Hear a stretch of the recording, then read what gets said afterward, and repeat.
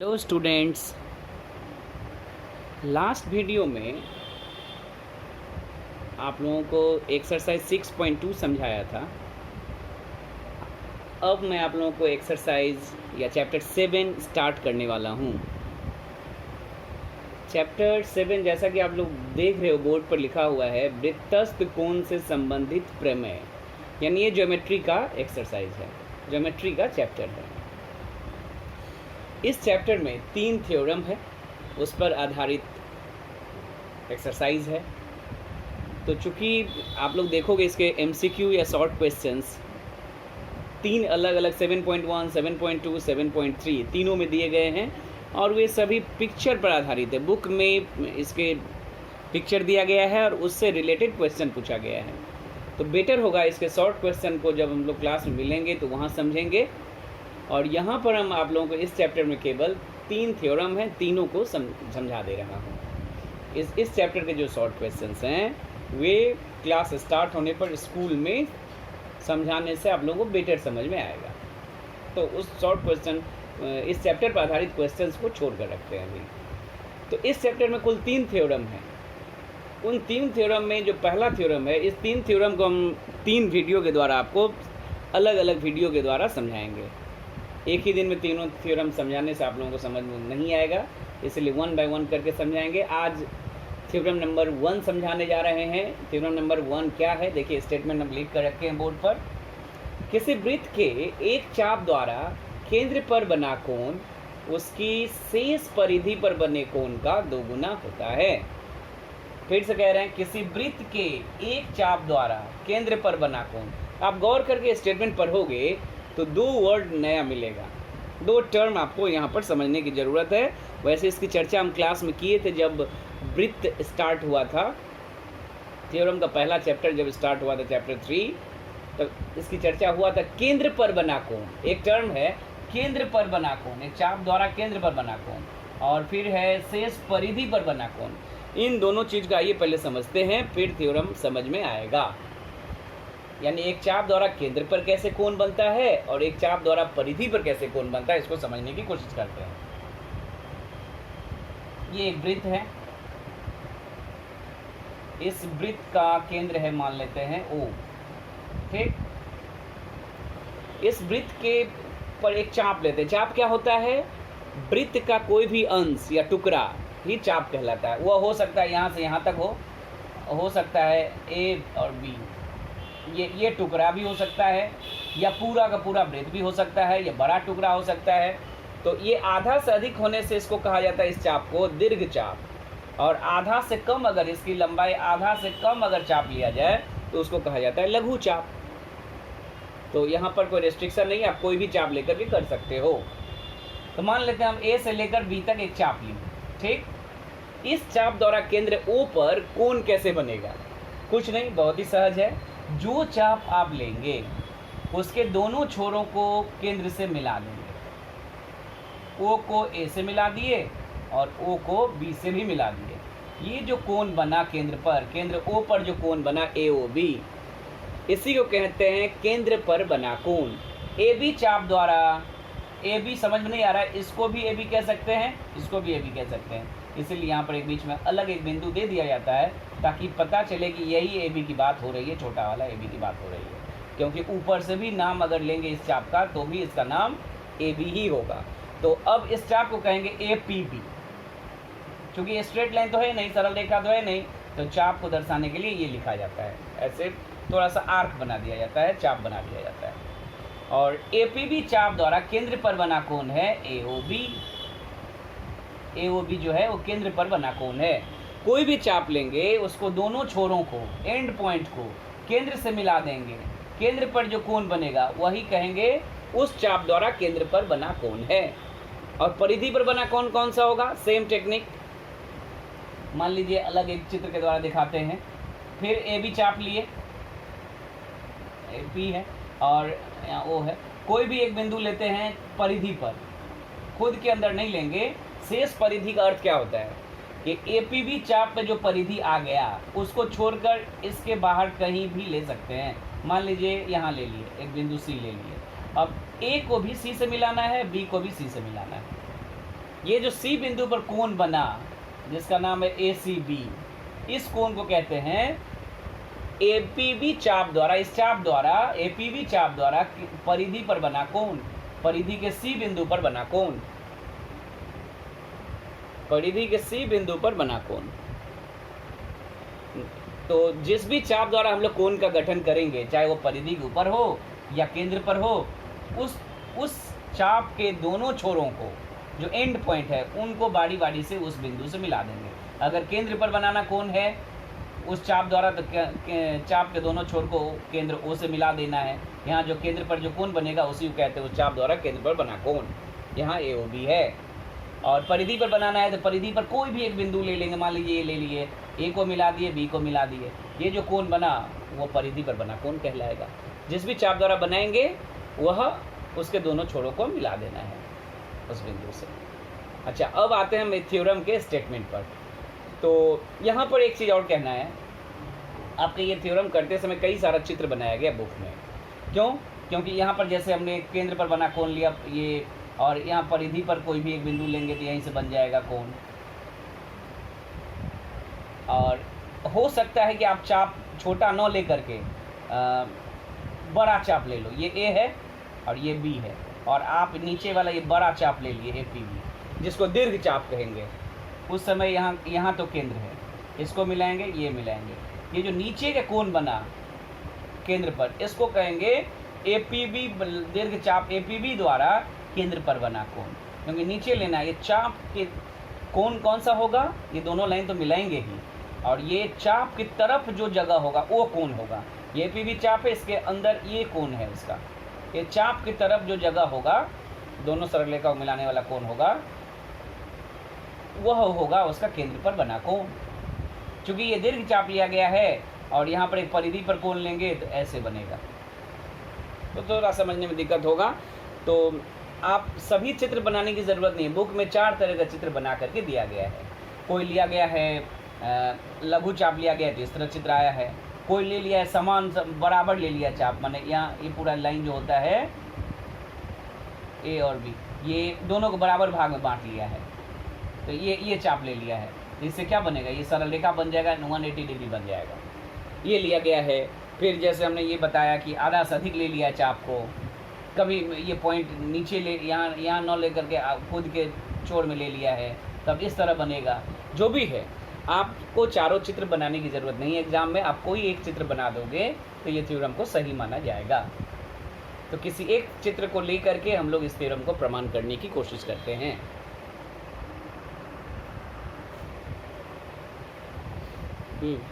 चलिए, तो स्टेटमेंट क्या कह रहा है? स्टेटमेंट कह रहा है, थ्योरम का स्टेटमेंट कह रहा है कि किसी वृत्त के एक चाप द्वारा केंद्र पर बना कोण उसकी शेष परिधि पर उसी चाप द्वारा, अलग चाप नहीं लेना है। जैसे जब यहाँ पर AB अगर चाप लेंगे तो AB चाप द्वारा ही केंद्र पर भी कोण बनाना है और परिधि पर भी कोण बनाना है। तो इन दोनों कोणों में क्या संपर्क होगा? तो कह रहा है एक चाप द्वारा केंद्र पर बना कोण शेष परिधि पर बने कोण का 2 गुना होता है। जो केंद्र पर कोण बनेगा वो परिधि पर बने कोण का 2 गुना होगा। अगर परिधि पर बना कोण 30 डिग्री का है तो केंद्र पर बना कोण 60 डिग्री का होगा। परिधि पर बना कोण अगर 25 डिग्री का है तो केंद्र पर बना कोण 50 डिग्री का होगा। इस पर शॉर्ट क्वेश्चन बहुत सारा आता है। दोनों में से एक कोण दिया गया होगा, दूसरा कोण आपको उसका डबल करके निकाल लेना होगा। कभी उल्टा भी दिया जाता है, केंद्र पर बना कोण 80 डिग्री है तो परिधि पर बने कोण कितने होंगे?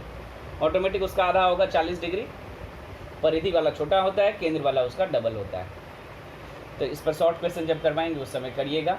और थ्योरम जो आज सिखा रहे हैं कि केंद्र पर बना कोण परिधि पर बने कोण का 2 गुना होता है, इसी थ्योरम के गुणों का व्यवहार थ्योरम नंबर 2 और 3 में होगा। इस चैप्टर में कुल 3 थ्योरम है, बाकी जो सेकेंड और थर्ड थ्योरम है इस थ्योरम 1 के गुण का ही व्यवहार किया जाएगा। तो इस थ्योरम को आप लोग ध्यान से समझें। ये कई साल से माध्यमिक एग्ज़ाम में भी नहीं आया हुआ है, तो इसको समझने की कोशिश करें। हमने कहा यहाँ बुक में कई सारा चित्र दिया गया, हमने एक चित्र उसमें से लेकर के बना रहे हैं। इसको समझने की कोशिश करिए। अगर ये एक पेज में हो जाए तो ओके, नहीं तो मिटा करके बार बार करना होगा। चलिए स्टार्ट करते हैं। चित्र हमने पहले से बना कर रखा है। एक ओ केंद्र वाला एक वृत्त ले लिया और वृत्त में एक चाप लिया ए पी बी चाप द्वारा केंद्र पर कोण बनाया। ए और बी को ओ से मिला दिए, ए ओ बी कोण बन गया। परिधि पर एक अपने से ले लिए बिंदु सी और उस सी बिंदु पर फिर ए पी बी चाप द्वारा कोण बनाया सी बिंदु पर, तो ए और बी को फिर सी से मिला दिए, तो परिधि पर कोण बना। तो इसी को अपनी भाषा में लिखने की कोशिश करते हैं। आप जानते हो, पहले मान लिया, प्रदत्त या कल्पना किया, जो भी लिखते हैं। कल्पना किया कि ओ केंद्र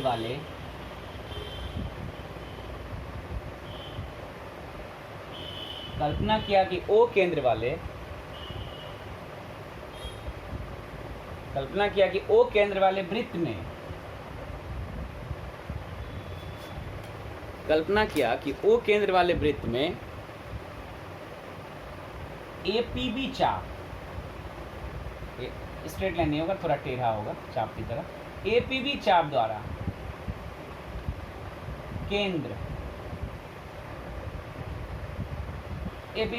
केंद्र ओ पर बना कोण कौन सा है, बताइए चित्र को देख करके।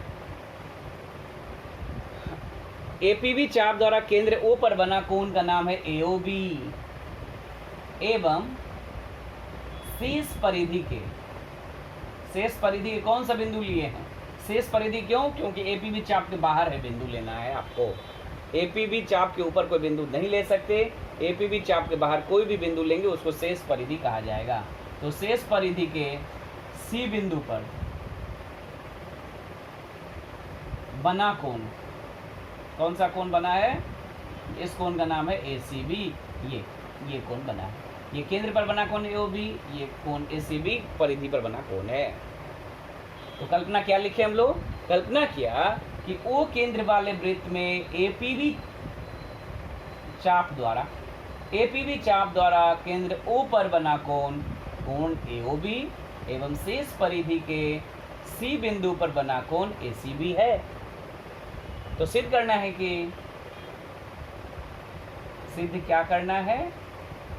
करना है कि ये जो केंद्र पर बना कोण है एओबी, ये परिधि पर जो कोण बना है एसीबी, इसका 2 गुना होगा। यानी एसीबी में कोण AOB equal to 2 into ACB का 2 गुना। यही हम लोगों को प्रमाण करने की ज़रूरत है। इस प्रमाण को करने ये सिद्ध करना है, ये कल्पना है। और आप जानते हो अगला स्टेप होता है रचना। कभी ज़रूरत नहीं भी पड़ता, इस दिन में एक छोटी सी रचना करने की ज़रूरत है। वह क्या है रचना? सी को ओ से मिला देंगे और इसको थोड़ा दूर तक बढ़ा देंगे। कहाँ तक? डी तक। तो क्या लिखेंगे? सी को ओ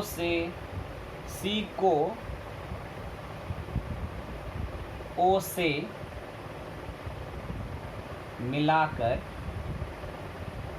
डी तक बढ़ाया। थ्योरम में थोड़ा लैंग्वेज तो लिखना पड़ेगा क्योंकि ये 5 मार्क्स के भी आएंगे, तो कंप्लीट लैंग्वेज सही से लिखना होगा। सी बिंदु को ओ बिंदु से मिलाकर डी तक बढ़ा दिए, ये हम लोगों का रचना है। अब आते हैं हम लोग प्रमाण में, देखते हैं जगह हो रहा है कि नहीं। प्रमाण में पहले आप लोगों को प्रमाण हम चित्र को देख करके समझाते हैं, फिर लिख रहे हैं। देखिए क्या करना है। एक त्रिभुज आप लोगों को दिखाई दे रहा है, त्रिभुज एओसी दिखाई दे रहा है। ये इस तरफ 2 त्रिभुज यहाँ, ये सी और डी को खींचने से यहाँ 2 त्रिभुज बन गया। एक तरफ बना एओसी और दूसरे तरफ बना बीओसी। एक तरफ बना एओसी और दूसरे तरफ क्या बना? दूसरे तरफ बना बीओसी। एओसी और बीओसी। एओसी में देखिए ये ओए, ओबी, ओसी, ये तीनों क्या है इस वृत्त के अर्धव्यास हैं। ओए, ओबी, ओसी, ये तीनों इस वृत्त के अर्धव्यास हैं, यानी ये तीनों आपस में बराबर हैं। तो अगर ओए सी त्रिभुज की बात करें तो ओए बराबर होगा ओसी। ऐसा क्यों? कारण लिखिएगा, हम जब इसको बना करके आपको पिक्चर भेजेंगे तो उसमें कंप्लीट लैंग्वेज लिखा रहेगा। यहाँ कारण होगा, ये एक ही वृत्त के दोनों अर्धव्यास हैं, इस वजह से ये दोनों इक्वल हैं। अच्छा, अब एक थ्योरम आप क्लास 8 में पढ़ करके आए हो। रिकॉल करने की कोशिश करिए। क्या था थ्योरम? थ्योरम था कि किसी त्रिभुज, अब देखिए एक त्रिभुज जो AOC मिला उसमें दो भुजा बराबर हो गया, तो ये त्रिभुज किस प्रकार का हो गया? ये त्रिभुज हो गया समद्विबाहु त्रिभुज, क्योंकि इसके दो भुजा आपस में बराबर हो गए। तो समद्विबाहु त्रिभुज पर आधारित एक थ्योरम था कि किसी त्रिभुज की दो भुजा अगर बराबर हो तो उन बराबर भुजाओं के विपरीत कोण भी बराबर होते हैं। इसका उल्टा थ्योरम भी था कि किसी त्रिभुज के दो कोण बराबर हो तो उसके विपरीत भुजा भी बराबर होते हैं, यानी समान भुजा के विपरीत कोण बराबर होते हैं और समान कोण के विपरीत भुजा भी बराबर होते हैं। तो चूंकि दो भुजा बराबर है तो इसके आमने सामने के दोनों कोण भी आपस में बराबर होंगे। ये थ्योरम पहले पढ़ाया जा चुका होगा। तो OA के विपरीत कोण कौन है? देखिए OA के विपरीत में कोण बना है ये C पर बना कोण, इसको कहेंगे ACO। और OC का विपरीत कोण कौन है? OC का विपरीत में है A पर बना कोण, इसका नाम है CAO। ये दोनों बराबर क्यों है? क्योंकि समान भुजा त्रिभुज में समान भुजा के विपरीत कोण आपस में बराबर होते हैं। तो ये दोनों कोण बराबर हो गया। अब AOC त्रिभुज में और एक बात है, ये CD जो खींचा गया, एक भुजा OC को D तक बढ़ाया गया। किसी त्रिभुज में आप जानते हो त्रिभुज के किसी एक भुजा को बाहर बढ़ाने से, आगे बढ़ाने से जो बाहर में जो कोण बनेगा उसको कहेंगे बहिष्कोण। यहाँ पर CO को D तक बढ़ाने से जो कोण बना, यहाँ पर AOD जो कोण बना वह किस प्रकार का कोण है? वह है बहिष्कोण। आप बहिष्कोण के बारे में जानते होंगे। कोई एक त्रिभुज रहता है, किसी भी भुजा का आगे बढ़ा देंगे तो इस भुजा के साथ जो बाहर में कोण बनता है वह इस भुजा को भी बढ़ाया जा सकता है तो ये कोण बनेगा, इस भुजा को भी बढ़ाया जा सकता है तो ये कोण बनेगा। तो कहीं किसी भी भुजा एक को बढ़ाने से बहिष्कोण बन जाता है। तो OC भुजा को D तक बढ़ाने से जो कोण बना AOD वह बहिष्कोण है। क्लास 8 में बहिष्कोण को लेकर भी एक थ्योरम था। क्या था? क्लास 8 में बहिष्कोण से रिलेटेड एक थ्योरम था कि किसी भी त्रिभुज में बहिष्कोण का मान, बने बहिष्कोण का मान दो अंतः विपरीत कोणों के योगफल के बराबर होता है। तो दो अंतः विपरीत कोण किसे कहते हैं? यानी अंतः विपरीत, अंतः कोण का अर्थ है त्रिभुज में तीन कोण जो अंदर में बना है किसी भी त्रिभुज में उसे अंतः कोण कहते हैं, क्योंकि अंदर बना है। और अंतः विपरीत कोण किसे कहेंगे? अंतः विपरीत कोण इसके लिए होगा इसके बगल में जो कोण है अंदर में उसको छोड़ करके बाकी जो दो कोण है वह अंतः विपरीत कोण होंगे, उसके योगफल के बराबर इस कोण का मान होगा। फिर से कह रहे हैं बहिष्कोण, इस बहिष्कोण AOD का मान होगा, इस O पर बन रहा है ये बहिष्कोण, तो O बिंदु पर जो अंदर में कोण है उसको छोड़ करके बाकी जो दो कोण है A और C पर बने जो अंदर में कोण है AOC त्रिभुज में उसके योगफल के बराबर इस बहिष्कोण का मान होगा। ये क्लास 8 का थ्योरम है। किसी भी बहिष्कोण का मान दो अंतः विपरीत कोणों के योगफल के बराबर होता है। तो AOD का अंतः विपरीत दो कोण है A और C पर बना, चूंकि ये खुद O पर बना है तो O को छोड़ देना है। A और C पर बने कोण यही दोनों जो ऊपर में लिखे हैं, कोण ACO प्लस कोण CAO। तो A पर बना कोण और C पर बना कोण इक्वल हो गए। चूंकि ये दोनों आपस में इक्वल है, अभी ऊपर में देख ही रहे हैं हम लोग, ऊपर में क्या देख रहे हैं कि दोनों इक्वल है, तो एक दूसरे की जगह बैठा सकते हैं आसानी से कि ACO को मान लीजिए छोड़ दिए और CAO की जगह भी ACO ही बैठा दिए, क्योंकि दोनों इक्वल है। यहाँ पर लिख देंगे 2ACO, ठीक है। तो AOD का मान क्या निकल आया? 2ACO, इसको 1 दे देते हैं। इसी तरह फिर से समझा रहे हैं, AOC त्रिभुज में OA बराबर OC, ये क्यों? दोनों अर्धव्यास है एक ही वृत्त के, और दो भुजा बराबर होने से विपरीत कोण भी बराबर होंगे, तो ACO बराबर CAO। अब हम जानते हैं किसी भुजा को बढ़ाने से जो बहिष्कोण बनता है AOD उसका मान दो अंतः विपरीत कोणों के बराबर होता है। तो कोण ACO प्लस CAO ये दो अंतः विपरीत कोण है, इसके योगफल के बराबर होगा। चूँकि ये दोनों ही कोण आपस में ऊपर में ही अभी बराबर सिद्ध किए हैं तो एक दूसरे की जगह बैठा सकते हैं, तो CAO की जगह ACO बैठा है। ऐसा क्योंकि बता रहे हैं, उल्टा करने से थ्योरम प्रूव नहीं होगा, ACO को ही रखना है। तो 2 ACO हो गया, 2 ACO लिख दिए। अब BOC त्रिभुज में आ जाएगा, सेम रीजनिंग होगा, OB बराबर OC होगा क्योंकि अर्धव्यास है दोनों, फिर बी पर बना कोण और सी पर बना कोण इक्वल होगा, तो क्या हो गया, ए नहीं, B C O equal to कोण सी बी ओ। फिर इसमें भी बहिष्कोण बन रहा है, उस बहिष्कोण का नाम है इस बार B O D. B O D का मान क्या होगा, दो अंतः विपरीत कोण के बराबर, यानी सी पर बना कोण और बी पर बना कोण। सी पर बने कोण है बी सी ओ और बी पर बने कोण है सी बी ओ। फिर दोनों क्या होगा, इक्वल है, तो यहाँ पर भी लिख सकते हैं 2 बी सी ओ। क्यों, क्योंकि सी बी ए को जगह भी बी सी ओ अगर डाल देंगे, लिख कर ही कर दे रहे हैं एक लाइन जैसा पहले में किया गया है, बी सी ओ प्लस कोण बी सी ओ, सी बी ओ की जगह भी बी सी ओ ही लिख दिए, 2 बी सी ओ। ये हो गया इक्वेशन 2। अब 1 और 2 को कुछ नहीं ऐड कर देना है, 1 + 2 करने से ही आपका प्रूफ आ जाएगा। क्योंकि इक्वेशन को प्रूफ ऐड कर रहे हैं तो left plus left, right plus right. 1 का लेफ्ट है ए ओ डी और 2 का लेफ्ट है बी ओ डी, और दोनों का राइट जोड़ रहे हैं। 2 × ए सी बी प्लस कोण 2 × बी सी ओ, ए सी बी नहीं सॉरी ए सी ओ है ये, 2 × A C O plus 2 × B C ओ। यहाँ पर आप देखिएगा, चित्र को देखेंगे, कोण ए ओ डी और कोण बी ओ डी, इसको जोड़ने से जो कोण बनता है उसको कहते हैं कोण ए ओ बी। और यहाँ पर 2 कॉमन है, ब्रैकेट में हो गया कोण ए सी ओ प्लस कोण बी सी ओ। और आप देखिएगा चित्र में, देखिए ए सी ओ और बी सी ओ, ए सी ओ ये कोण है, बी सी ओ ये कोण है, इसको जोड़ने से ये बड़ा कोण बनेगा जिसका नाम क्या होगा, ए सी बी। तो इसलिए कोण ए ओ बी का मान आया, ए ओ बी का मान क्या आया, 2 × ए सी बी। ठीक से लिख दे रहे हैं, A O B equal to 2 × A C B. यही हम लोगों को प्रमाण करना था, मिटाने की ज़रूरत नहीं हुआ, छोटा थोड़ा लिख दिए हैं। आपको फिर से हम समझा रहे हैं, समझने की कोशिश करें। इसके बाद फ्रेश रूप से आप लोगों को ये हम लिख करके पिक्चर भेजेंगे, वहाँ से आप अपने फेयर कॉपी में उसको कॉपी कर लीजिएगा। तो शुरू से फिर समझाने की कोशिश करते हैं।